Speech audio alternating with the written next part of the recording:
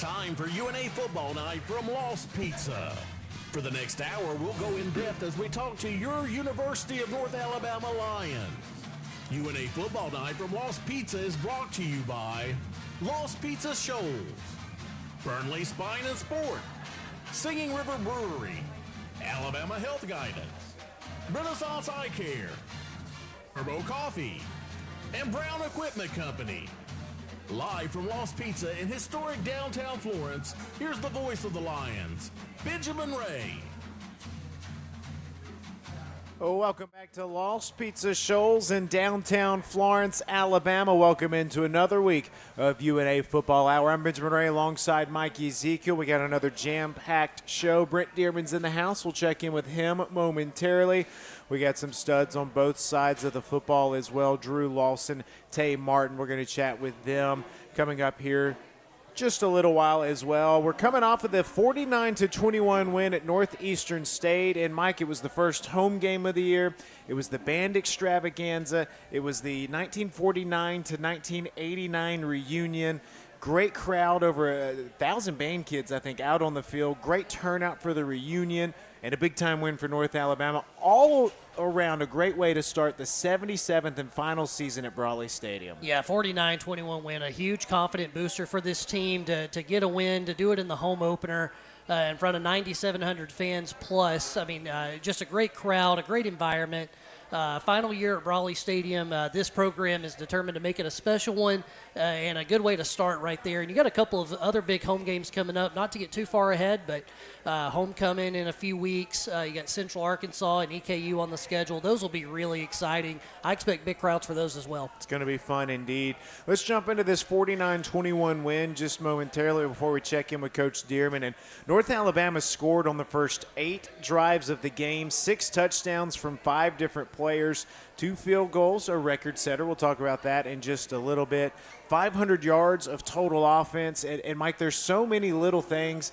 Third most yards under Brent Dearman in the Division I era, I believe. Second most points of the Division I era. I mean, so many great little nuggets. That's right. Ran for 301 yards. I mean, just an impressive game on the ground. We saw that last week at SEMO. A lot of glimpses of the run game working well, starting with the offensive line, just really opening a lot of holes. And then you saw it a lot in this game as well, just constantly moving the ball. You got a great mix of running backs that can do different things, and that was evident. Juice Allen kind of getting it started, just those runs up the middle between the tackles, and then Jalen Daniels breaking one off down the sideline.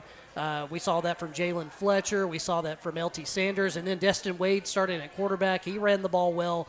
Very impressive to see that. The Lions are now 5th in the nation in rushing after that game. I think that was a big part of it. And then the defense, just very impressive. Can't wait to talk to Tay Martin today, but what he did, an interception, a sack, 3 pass breakups, a lot of stars on that defense, but maybe perhaps none brighter than Tay Martin. You know, we talk to Coach Dearman every Monday, sometimes on Sundays, about who he's going to bring. And in my head, I was like, how are you going to pick an offensive player? 6 touchdowns from 5 different guys. Destin Wade was good as the starter.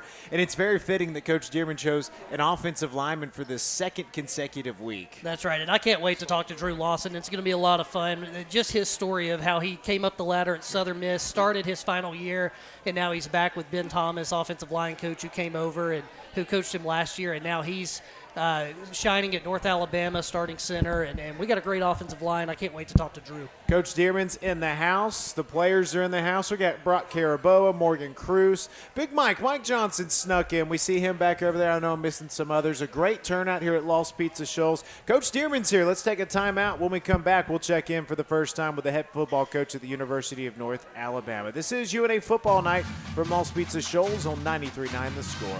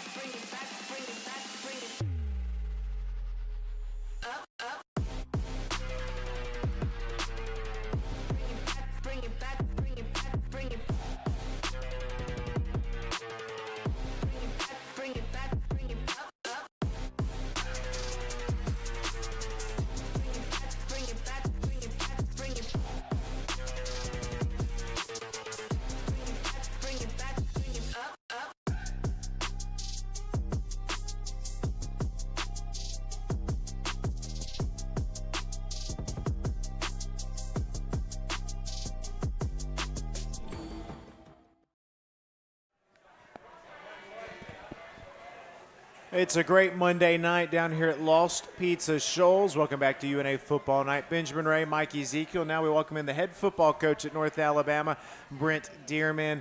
Coach, the 77th home opener this past Saturday inside of Brawley Stadium, the final home opener, game number 1 at home this season, the reunion of the 1949 to 1989 teams. Band extravaganza, and it was an extravagant win for your team, 49-21. I mean, just how good did Saturday feel? The first half felt really good. If you talk to these two players that are up here, I kind of got a little fiery at halftime and during the second half of the football game. What I kind of challenged our guys is we got sloppy in that second half. When we put our 2s and our 3s in, those guys didn't perform to the standard at which that we want to continue playing at. So it was not as fun of a second half, but anytime you get a win in college athletics, you take it. I learned that. Coach Stockstill at Middle Tennessee used to say that all the time, is winning's hard in college football, so enjoy it, learn from it, correct the mistakes, but to get the first victory in Brawley this year was a special moment for a special season. And there's more challenges than ever at Brawley with the construction taking place. Lost a very, very big key parking lot over there on the baseball field. But I thought the crowd was great. And I know that had to feel good after 2 straight weeks on the road. It did. To come back home and to have a large crowd like that, we appreciate having a great band that we have as well. I think there were like 800 high school band members that were in attendance that day as well. So between the reunion of players that had 100 or so people we had about 100 recruits there and their families, to the band, the fan base. It was a great environment for the first home game.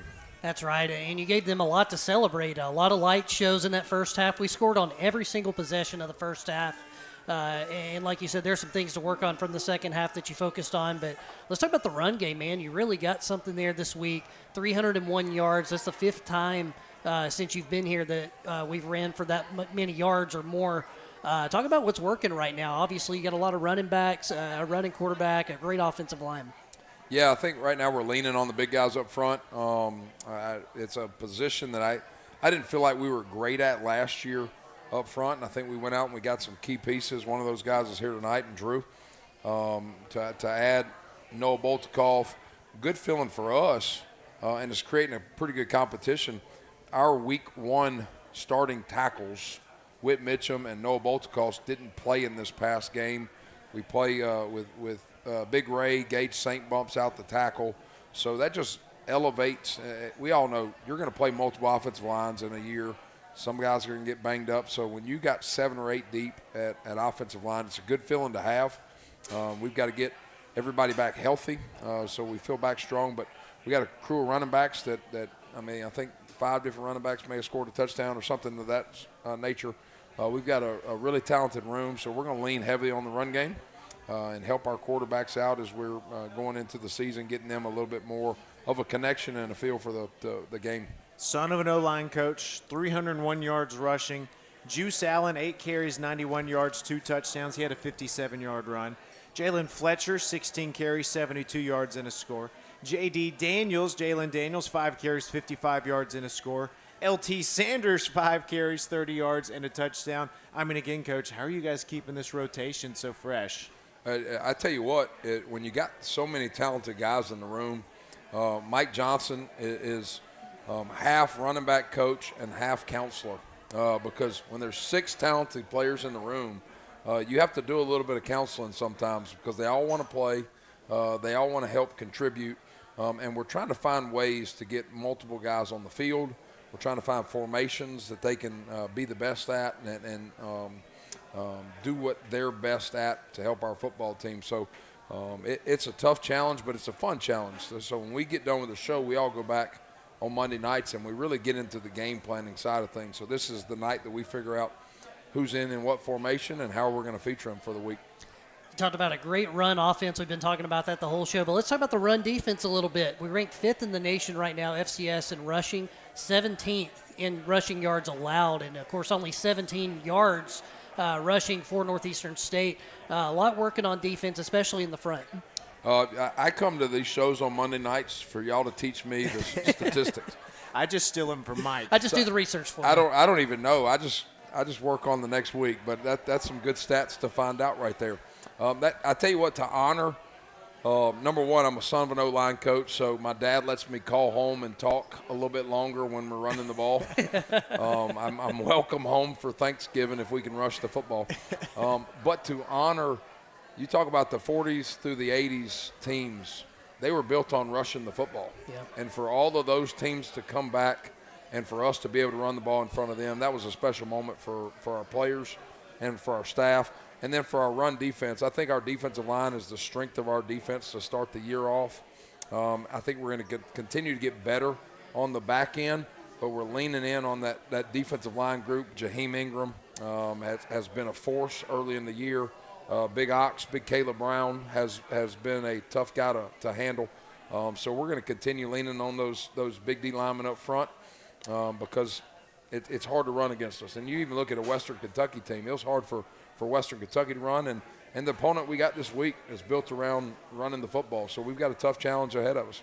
You know, Jaheim Ingram told us if he gets another defensive touchdown, he's going to turn a backflip in the end zone. And he almost had a shot when that ball touched the ground. He knocked it loose. I thought we might get to see that. I think there's one person on earth that believes Jaheim Ingram can do a backflip, and that's Jaheim Ingram. Maybe we'll get a chance to see. Back over to offense, Coach Destin Wade. First career start at North Alabama. First start in college since he was at Kentucky in the Music City Bowl. What did he do? He went 11 for 15, 161 yards and a score. And he led North Alabama on scoring drives, the 7 possessions he was in, and there were no turnovers. How pleased were you with him? Yeah, I'm hard on quarterbacks, and I can self-proclaim that. Sometimes I got to look in the mirror and admit that I'm maybe too hard on him. I was really on him early in the game. I didn't feel like he had a good feel for some of the quick game stuff. He's trying to find his grip on the ball, just little things like that. And sometimes I have to take a step back and just, with him, he needs to get hit a couple times.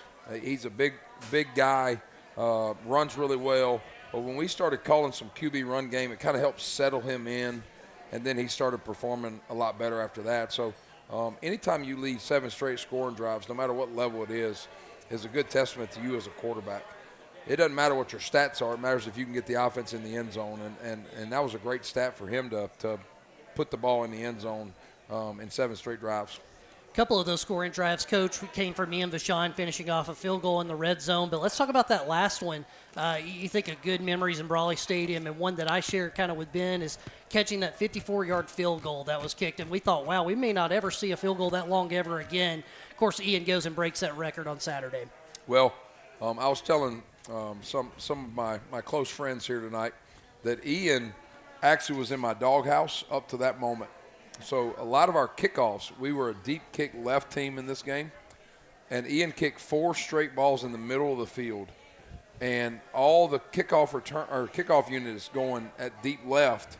The ball's here, so that's what really messed up some of our returns. So I was very upset with Ian at that moment in time. So we get to the end of the game, and Coach Roth kind of nudges me and says, hey, you know we're in Ian's range here. And my first thought was how mad I was at Ian at that moment in time. So my reaction was, all right, let's send Ian out there then. And I was not very fired up. So he got back in my kind of good graces, I guess. But, man, what an awesome weapon for us to have a guy that can confidently hit 55 yards. I think he had probably another 5 yards on that kick. And just to step up in moments like that's been huge for us. And it's a boost for the offense knowing that we can score points when we cross the 35, 40, 30-yard line there. Mike was in one end zone catching it. I was in the other end zone watching. I was the sideline reporter for radio that year, so we had 2 different perspectives. Cool little connections there. Last thing for this segment, Coach, Jalen Daniels, and I don't want this to get overlooked. He scored a rushing touchdown in the first half, finished the ball game, 5 carries, 55 yards, 1 score. He's keeping that 10-plus yard per carry average that he's had all season. But his first rushing touchdown in over 2 years. You got to go back to September 9th of 2023, that game against Tarleton State where he broke his leg, missed 17 of the next 23 games.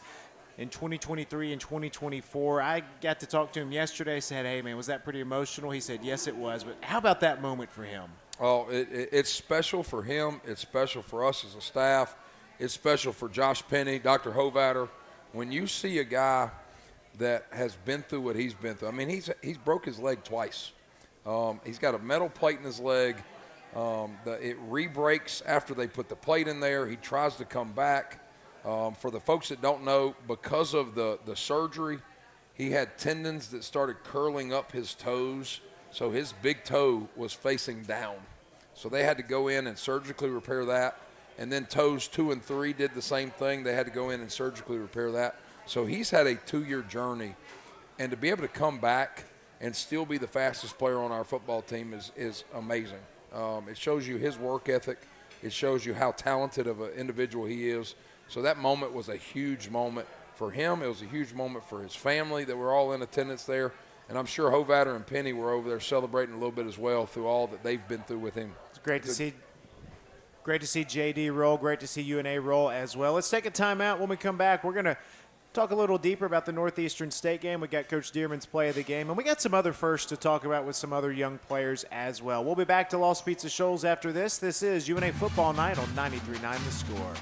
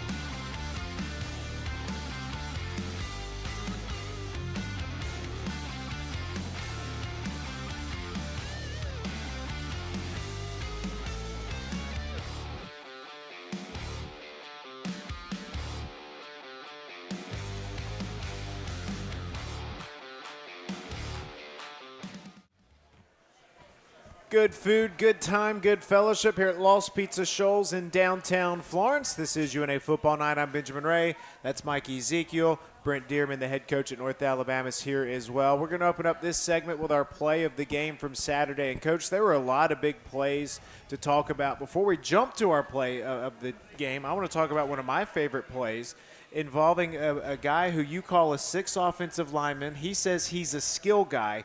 Caleb Heatherly had a career-high 68 yards receiving. He had a career – look, he's getting a round of applause in That's here. his position, Coach. He had a career-long 43-yard reception. And how about that juke move he made to get down the field? I tell you, I was messing with him today. I think right now he's at his season high tied for his receptions, and we're 3 games in. So I think his freshman year he had how many ever catches he's got today. Once again, I don't know statistics. Mike tells me I think it was 10 for 108. Double check me, Mike. So I think he's already tied for his season high in catches. So I'm excited to see him his senior year to be where he's at, to grow. But anytime he gives you a hard time about his athletic ability, I remind him he weighs about 280 right now. So, but he does a fantastic job in everything we ask him. You talk about one of the leaders of this football team, one of the guys that we're building this program around. Can get down in the trenches and do the dirty work and blocking. Can get out in front of the quarterback and block, and then be a pass threat as well. We've seen many catches already over the middle of the field, and then to be able to hit that shot to him was a big play the other night. 15 catches for 120 yards. That was close. In the last 2 years, 7 catches, 16 yards. There you go. All right, let's jump into our play of the game from Saturday. It involves the leading receiver, Justin Pegues. Coach, this was a 1st and 21. Pegues, the team's leading receiver. Walk us through this reception from Destin Wade. All right, so I picked this play because I don't know if they can rewind with me. Maybe not. But we're running a Y cross-like play.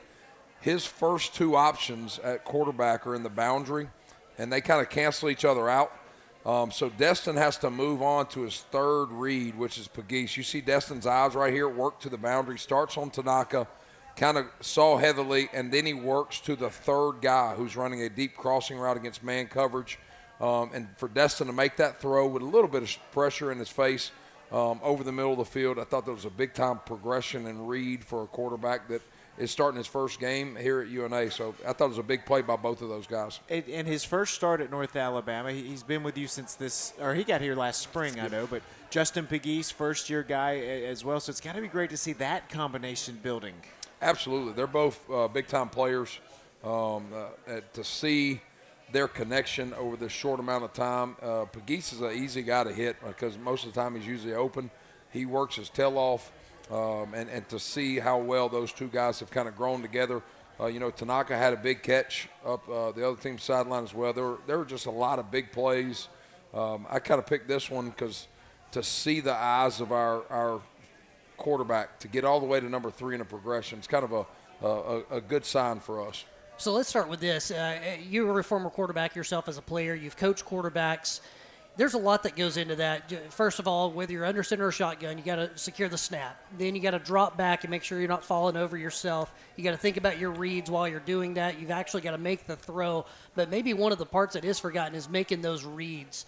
What would you say is the hardest part about that? I mean, is it the mental part of it? I tell you where I'm at on Saturday on game day, there's about 8,000 to 9,000 people usually behind me that are really good quarterbacks.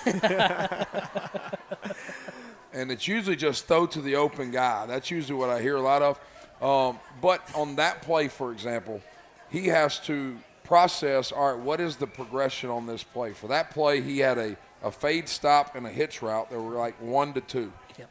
He had to read how well the flat player played both of those guys. Then the will linebacker expanded. All that happened within about a half a second. He also, before all that, had to set the protection and slid the offensive line to the direction of the Mike linebacker. He had to tell the back to cross face in this read. That way we could try to get the backers downhill. Then we could get to the crossing route because of the little flash fake that he did.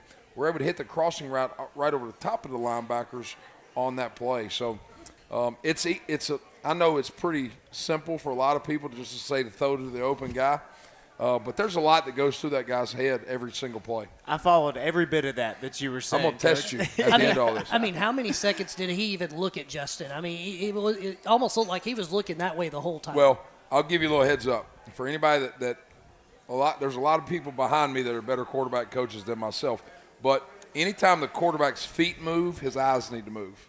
So when you saw him do a drop back, his on-time throw was in the boundary.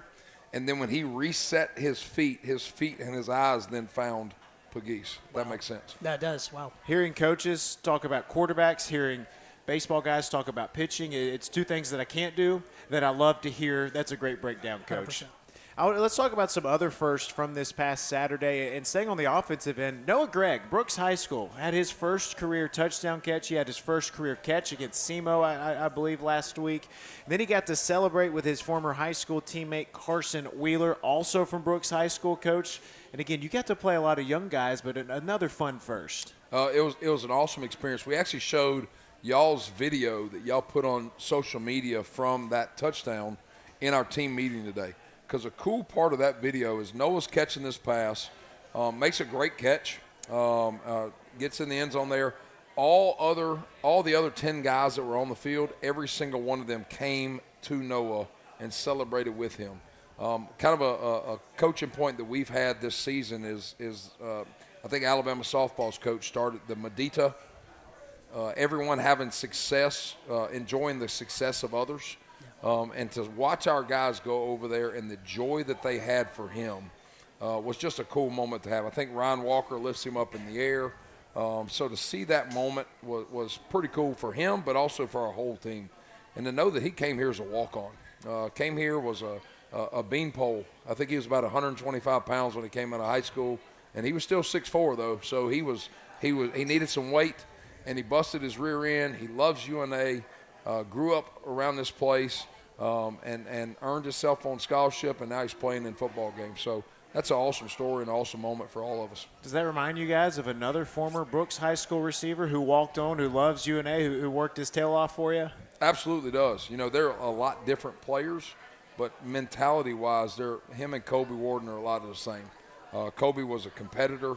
Kobe wanted to beat you in checkers if y'all were playing checkers, and Noah's the same way.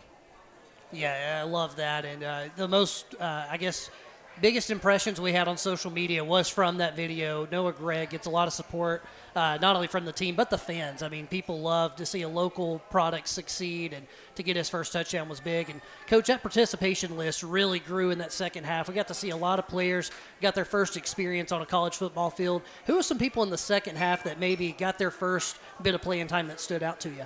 I tell you what, you're about to talk to one, I think, next. Every year I've been here, there has been 2, 3, 4 true freshmen that have stepped on the field in big moments and played games. I go back to Josh Anglin last year, Fred Villey last year, Jalen Fletcher last year, guys like that. Ryan Walker is a redshirt freshman. Tay Martin's going to come up here next, and Tay Martin is playing like a seasoned vet out there in the defensive backfield. He's a big name that has stepped up early, that just got on campus this summer. To see that happen has been awesome for us to watch. KJ Fields, to watch his development. He was a walk-on. He came here as a walk-on receiver, and to see him grow and he's become a starter, a guy that played late in the game that our fans are going to end up learning over time is Reggie Mosley. Oh, yeah. Reggie is a 6'4.5", 6'5" defensive lineman that's a true freshman out of the Mobile area. But there's just so many talented guys that we're really excited about. Got to see our true freshman quarterback a lot in that game. We got to shake off a little that first college start and college throw. So really excited for him, and I know Jad's about as excited as I am about him as well. So there's just a ton of names of guys that we're really looking forward to coaching and developing. Well, Coach, we appreciate that great breakdown. And speaking of great young men, we'll get Tay Martin up here next. He's been chowing down on some pizza. We'll talk to him about his stellar play Saturday as well as his journey to North Alabama. Coach, you got some pizza over there. What'd you get this week? The Otis. The Otis. Every week. Yep. Staying Every true week. to what you know, right? Also, just so y'all know, Tay Martin won his senior year, won a state championship in 3 different sports. Wow. Was a state champion baseball, football, and basketball player. People dream of one, and he got 3 in 1 year. Remarkable. We'll talk about the state championships when we come back to Lost Pizza Shoals. This is UNA Football Night on 93.9 The Score.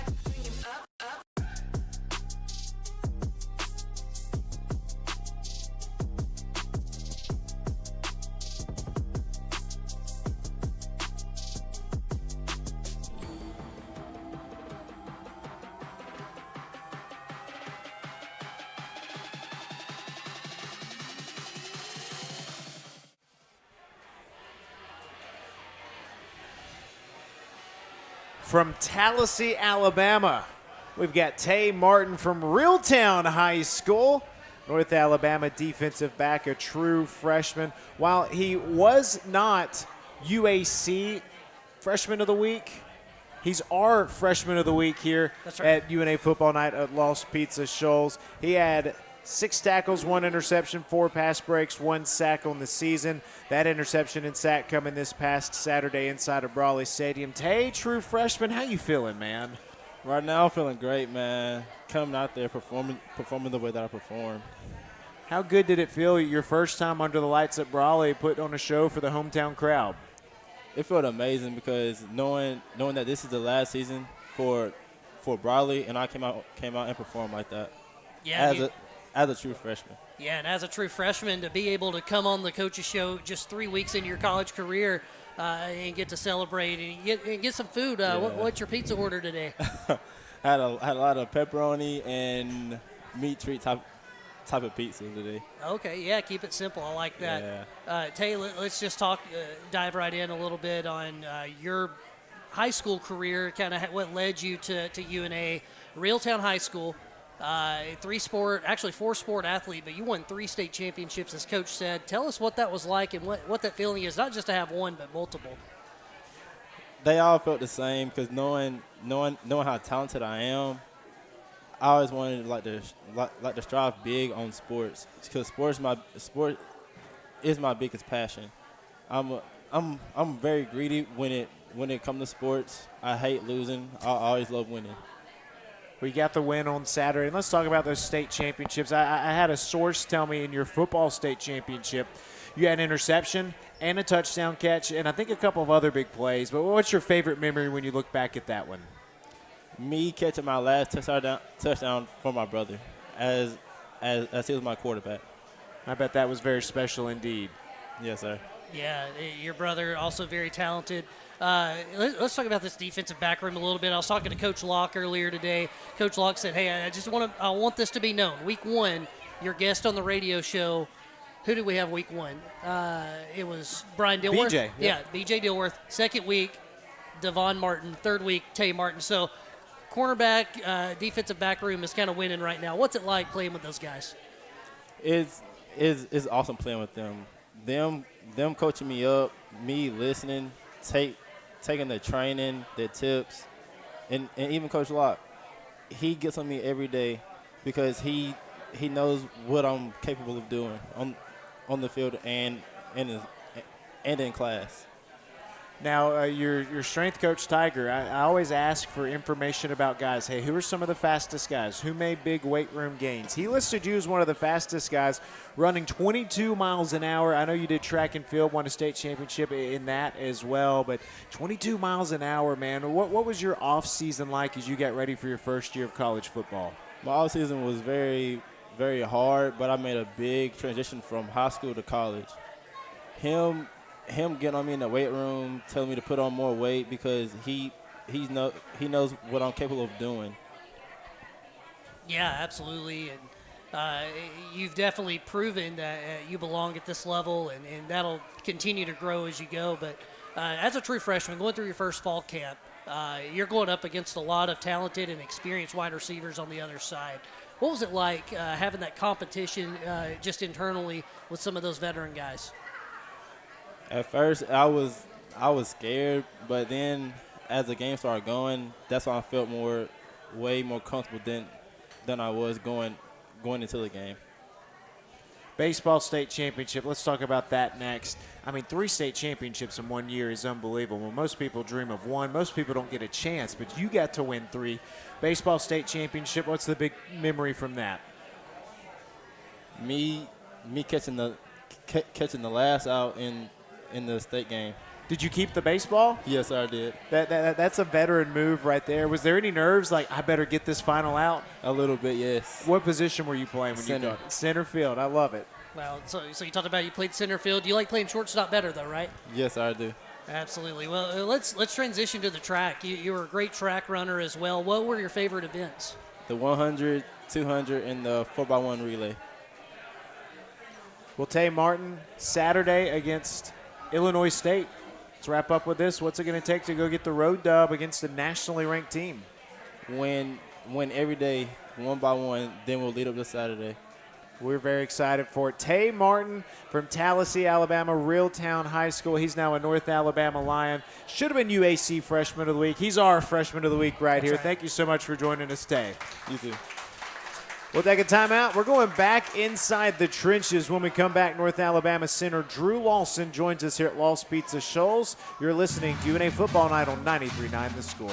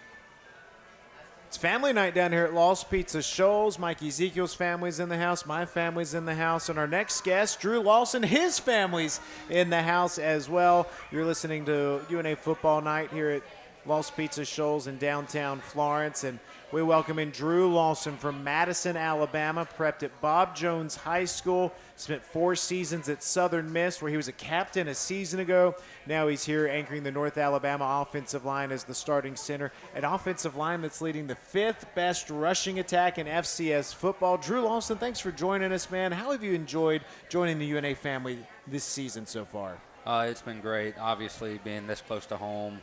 Being able to go home on the weekends, my family making it to everything, which they made it to everything at Southern Miss too, but it's a lot easier now. And, you know, being at Southern Miss for 4 years, all the group chats are filled with 601, 662 phone numbers. Getting back here and seeing the 205, 251, 256 numbers is obviously great. Yeah, that's super special. And starting with Southern Miss, I mean, obviously a lot of UNA connections there with Will Hall and Ben Thomas, who's now back at UNA and your position coach. Obviously, that had a lot of influence as well as being close to home. But I guess outside of that, what's it been like having been still be your coach, Coach Thomas, and having that familiarity as you come to UNA? Oh, it's been awesome. And that, along with a couple other reasons, were the biggest contributors as to why I chose here. Once leaving Southern Miss, and like you said, he was with me at Southern Miss, and he was the first coach that recruited me to Southern Miss, and so I was with him all 4 years, and I knew once I decided that I was going to be leaving Southern Miss that obviously Coach Thomas and UNA would be high on the list and definitely a possibility, and here I am now.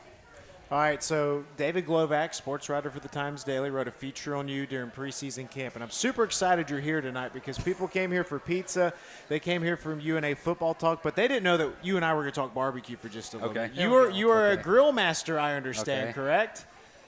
I'm trying to get to the master point, but yeah, I'll take the credit. I'm a backyard barbecue enthusiast. That's what I say. I'm not a pit master. I'm an enthusiast. But what's your favorite thing to cook? My favorite thing to cook personally is a pulled pork Boston butt, but the favorite thing, everyone else's favorite thing for me to cook is a stuffed pork tenderloin. Okay. And it's a pork tenderloin stuffed with Conecuh sausage put onto the smoker. Oh, let's go. All right, how do you prepare your pulled pork, your Boston butts? So I actually learned all of this from my dad, who's here, and so I really don't want to get it wrong, but trim it the night before, make the marinade, put it in the marinade the night before, which is mainly apple juice, and then in the morning, get up, flip it over in the marinade, and then start the smoker, put it onto the smoker for about 3 hours, then it goes into the oven for 6 hours, covered, and then you turn the oven off, add some glaze for 1 more hour to let it rest. I love it. I like to inject mine with a mixture of white sauce and hot sauce. Although my mom over here told me I had to stop doing hot sauce because it was getting a little too spicy for her. So I feel that. I love to cook. I have our media team over every August for a little cookout. If you're cooking for the offensive line, what's going on the grill? Pulled pork and stuffed pork tenderloin, and then we'll have some rotel dip in the crock pot too. All right, now, are you cooking frequently for everybody? Do you have time? I haven't yet this year. I need to find time to. Back at Southern Miss, me and one of my roommates hosted our team's Bible study, and I would cook every week for that. So I need to find a time to cook for all the O-linemen here.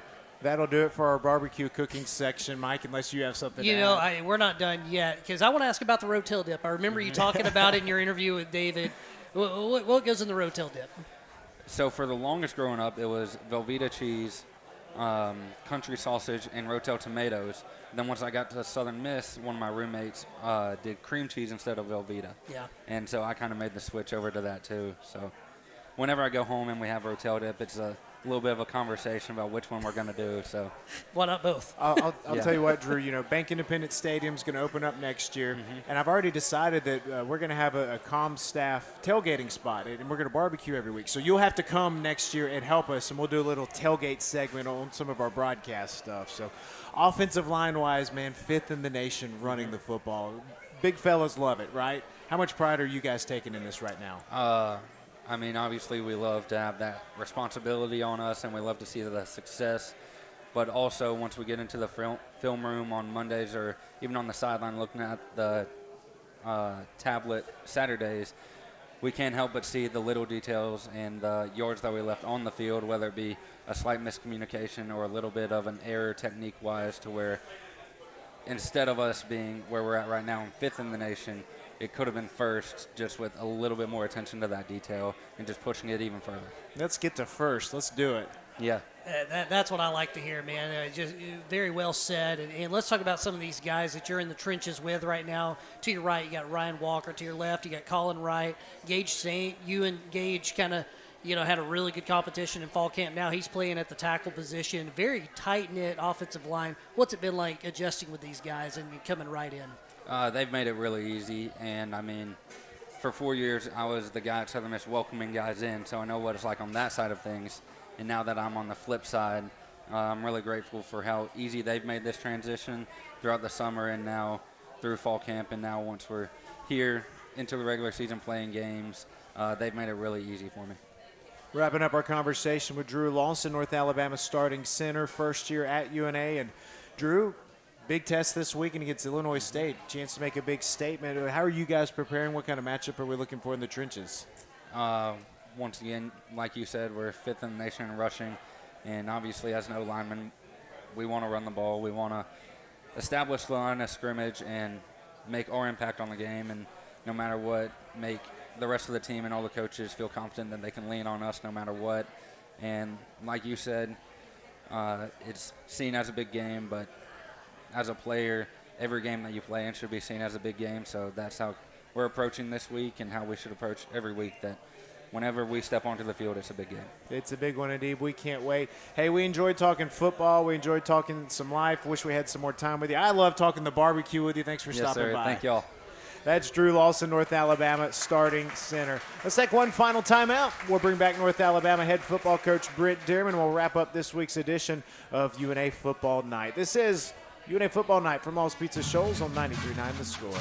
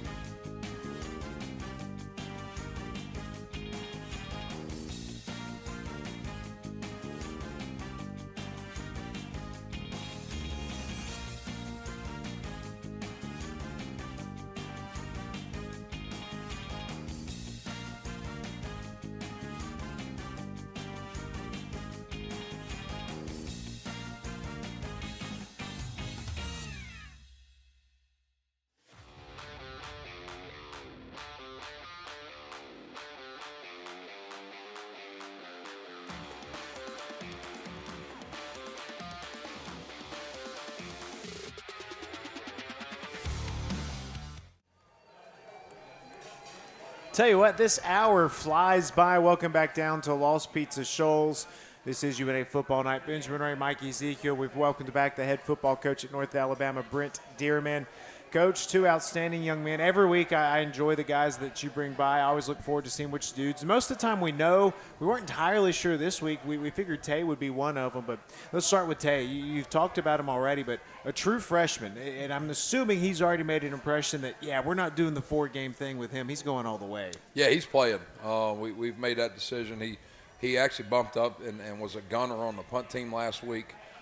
Make some big-time plays in that. I think he was one of the first ones down and made the tackle on one of our first punts in that second half. Doing a great job at that nickel spot. Like, I think he's forcing Coach Caraboa to rethink some things defensively of do we want to move Dilworth around at other spots a little bit because he's playing so well. And to see a true freshman come in and play nickel is very difficult. That's probably the hardest position on the defensive back side is that nickel spot because you got to be able to play zone coverage, man coverage. You got to be able to get in the run fit. You're usually playing against their better slot receiver on their team, and you rarely see a guy of his age play this early. So he's a very talented football player.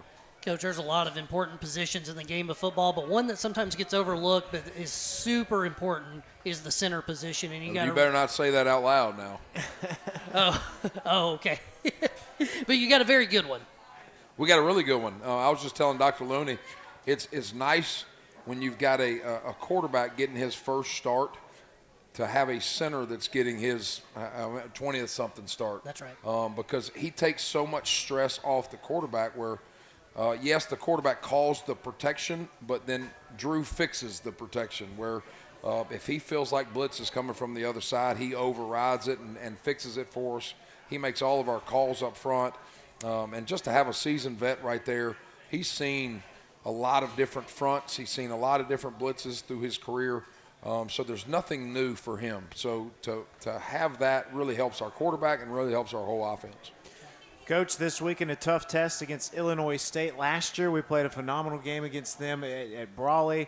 Had a chance at the end on the final drive, came up just a little bit short. Now we go up there to Normal, Illinois, 8 hours from here. Give us the outlook. You know, they're a really good football team. I think today we may have been number 7. You're my stat guy. In the polls. They're 6 and 4, I think, in the two polls. They're 4 in okay, AFCA, so I said 7. They're number 4 and number 6 in the polls. That's right. So they got there because they're a good football team. But you rewind a year ago, we fumbled at the 4-yard line against them last year. We lost by a touchdown. We get that score. We're throwing the ball into the end zone as time's expiring in this football game. So we took a very talented team down to the wire last year. We know that we got to bring our A game. They're built around toughness, hard-nosed football. They're not going to make mistakes. They're a team that tries to make you make the mistakes. So we got to be sound in what we do. Their coaching staff does a really good job. They've got some good players. But I think we got good players too.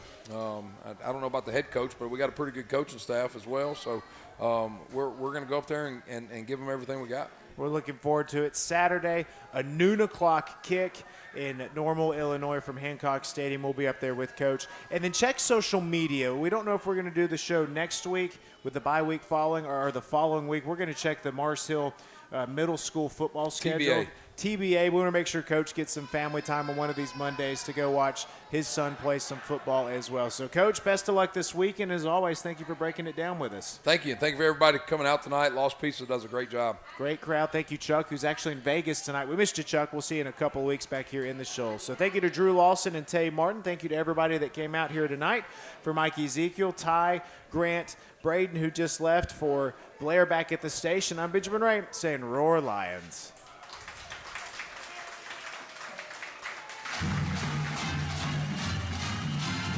You've been listening to UNA Football Night from Lost Pizza.